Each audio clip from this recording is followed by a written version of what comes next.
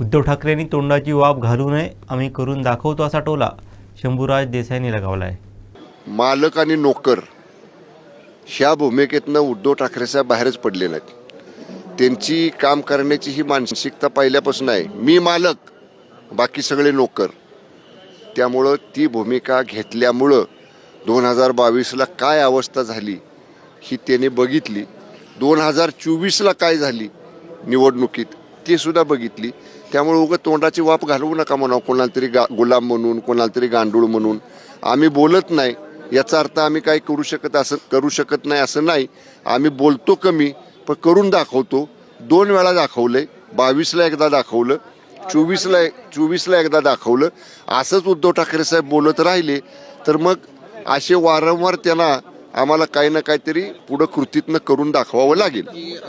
माननीय उद्धव ठाकरे साहेब, मी मागं सुद्धा सांगितलं, एका संविधानिक पदावर, मुख्यमंत्री पदासारख्या जबाबदार संविधानिक पदावर 2 वर्ष त्यांनी काम केलेलं आहे. त्यांच्या मंत्रिमंडळामध्ये सुद्धा उपमुख्यमंत्रीपद होतं. मग ते संविधानिक नव्हतं का? मग तुम्ही कसं काय त्या उपमुख्यमंत्र्यांना तुमच्या मंत्रिमंडळामध्ये काम करू दिलं? आणि उपमुख्यमंत्रीपद हे संविधानिक नाही अशा पद्धतीचा कुठलाही कायदा किंवा अशा पद्धतीचा कुठलाही न्यायालयीन निर्णय आत्तापर्यंत तरी आमच्या पाहण्यात नाही. त्यामुळे त्यांच्या काळात उपमुख्यमंत्रीपद चाललं, ते त्यांच्या उपमुख्यमंत्र्यांच्या मांडीला मांडी लावून बसले आणि आता तेच उपमुख्यमंत्रीपद त्यांना चालत नाही. म्हणजे हे परत एकदा मी सांगतो, लहान मुलांच्या खेळण्यात तू माझं काय घेतलंस तर मी तुझं दुसरं काहीतरी काढून घेणार. लहान मुलं जसं खेळताना भांडतात ना, तसं हा लहान मुलांच्या खेळण्यातल्या भांडण्यातल्या प्रकारासारखा आहे.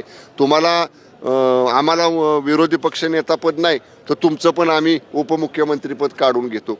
असं लहान मुलांच्या खेळण्यातल्या भांडणासारखं भांडण करून योग्य नाही. जे तुमच्या काळात तुम्हाला चाललं ते आता का चालत नाही त्याचं उत्तर द्या म्हणावं आधी.